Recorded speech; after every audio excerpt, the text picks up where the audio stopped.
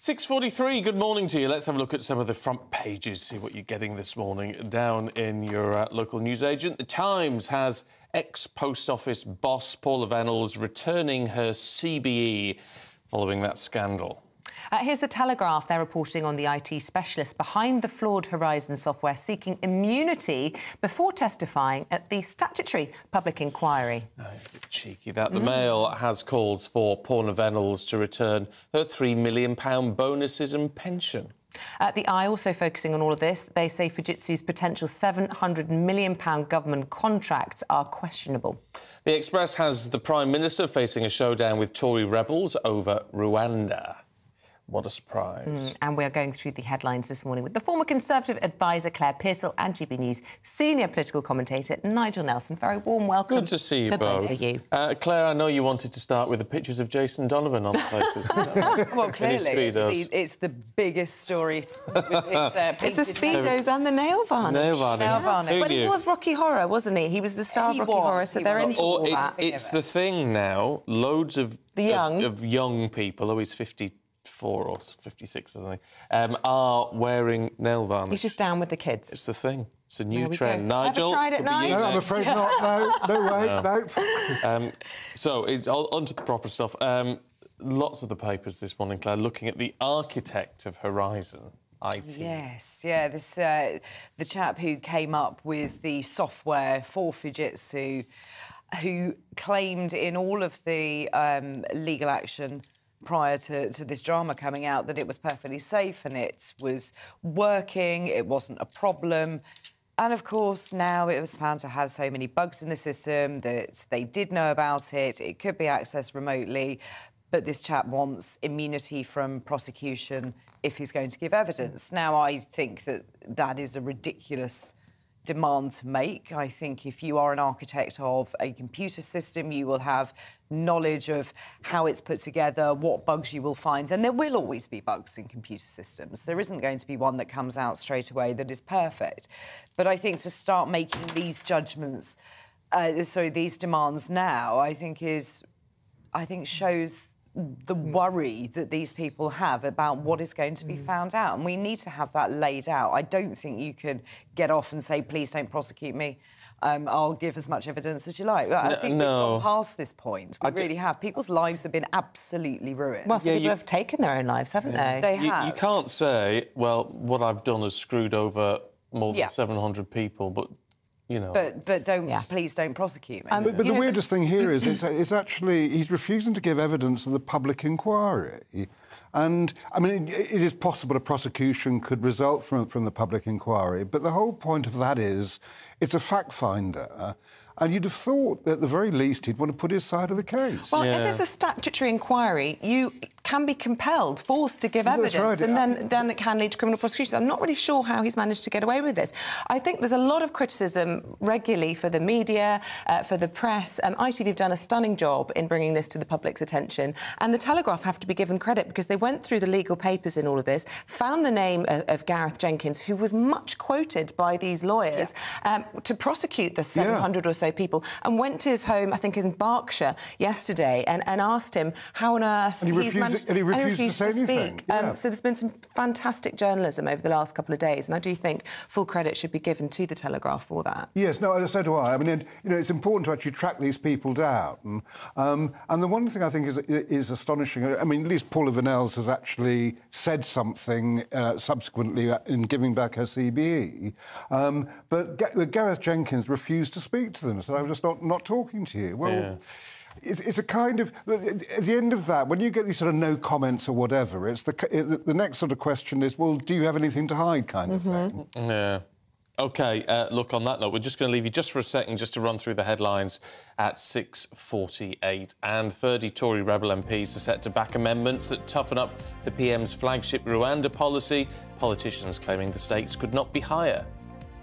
And as we've been discussing this morning, the architect of the faulty Horizon IT systems reportedly demanded immunity before answering questions on the Post Office scandal that saw more than 700 sub-postmasters wrongfully convicted of theft and fraud. And on that, the former post office boss, Paula Venables, is now facing calls to return bonuses worth millions of pounds. That is after she gave up her CBE.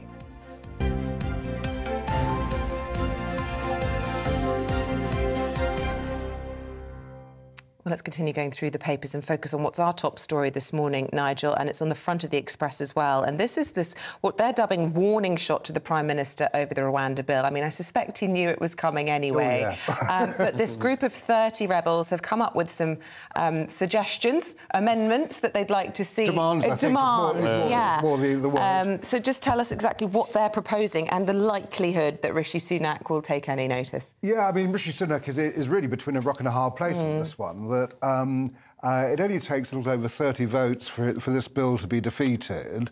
Both sides, you've got the One Nation group who are the moderates, and they're saying that Rishi Sunak must not go an inch further in what he's proposed. They'll back it as long as it stays exactly as it is. Then you've got the right wing of the party who are saying, no, it's got to go much further, otherwise we'll vote it down. So one way or another, it could be a real problem. The issue that's actually exercising the right at the moment is that they want to close down any kind of legal route for individual appeals.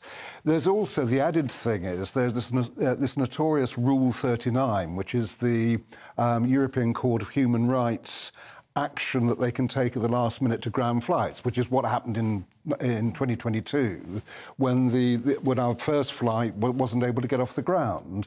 So they want that abandoned, which effectively you're then getting very close to let's leave the ECHR. But is this ridiculous? And I can understand all the concerns that like One Nation Tories have over some of this, but it does seem whether you agree with the policy or not, if a policy is decided on and runs through, gets through Parliament, and then it's blocked by an outside source, no wonder people are frustrated. You understand why people are frustrated, but I think this is now taking on a life of its own, and people are conflating so many different issues when you look at the bill. It isn't going to go far enough for some people. Some people would like to see zero migration.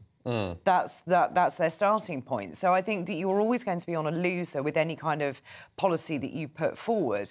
The Prime Minister is in a really, really tricky position as to which group he's going to irritate and which one is going to give him the more grief for it. And I think that's where we are. But and I think Nigel's right on this, it's going to bring up the argument of leaving the ECHR.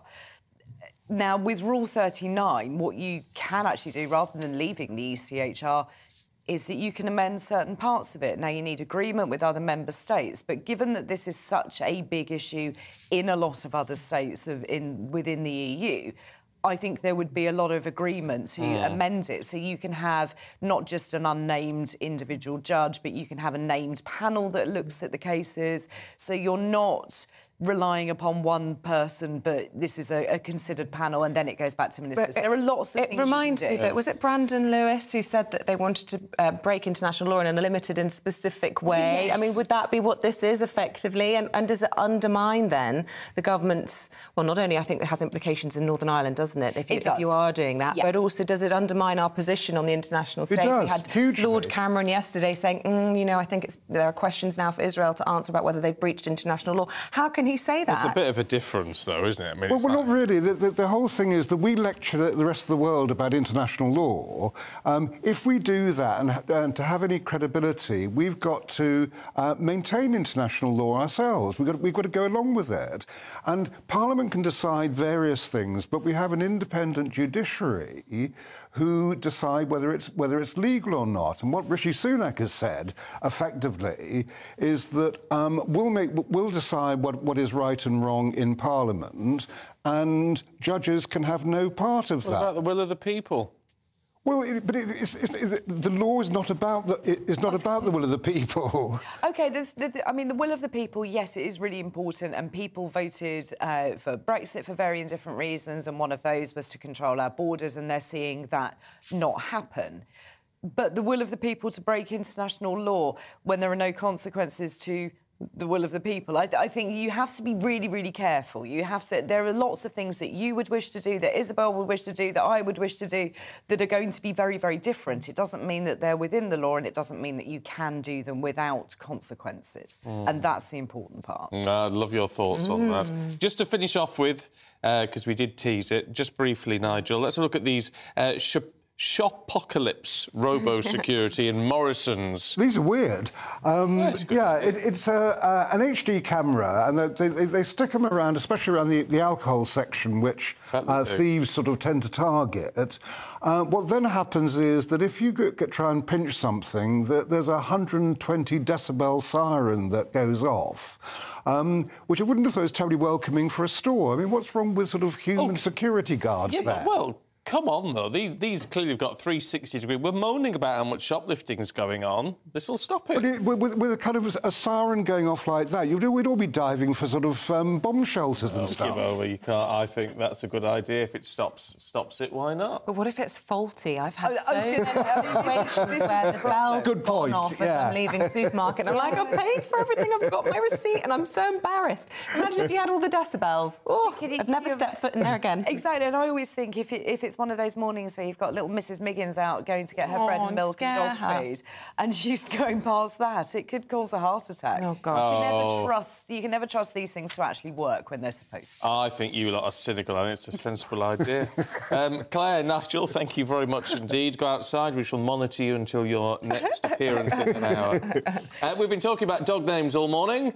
So you've been sending your pictures in this morning. Kevin says this is Brew and Polly. Oh, look, they're hugging. Polly is the boxer and Brew is a pain in the backside. Only you can say that. Nanny Chrissy says, good morning from Bullseye. He is a Jack Russell, 13 years old and the most gorgeous boy. He's loving and loyal to my son-in-law and daughter. They both love him so much. Oh, he looks very cute. And Bob's been in touch. His son, Callum, is holding up Otis. I don't know what Otis is. It's a bit labbish. Beautiful. Yeah. So we were talking about the most popular dog names, and I actually have to say the GB News viewers have some really original ones. Keep them coming in. That's what we're loving it. Let's see what the weather's going to do for you today. Here's Alex.